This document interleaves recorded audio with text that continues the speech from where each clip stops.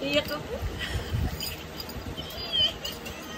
Alright, for today's video, nakita natin na iwanan ni Ma'am Rochelle ang kanyang cellphone. Di natin alam kung sinadya para makita ko.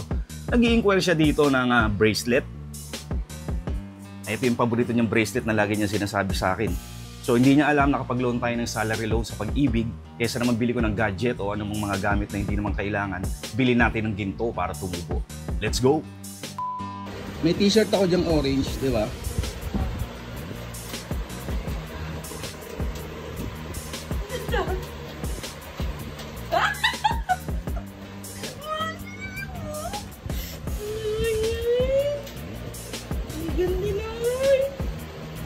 Hindi na kita nasusurprise eh.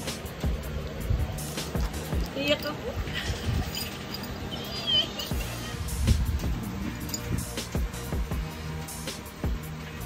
Nanginginig pa.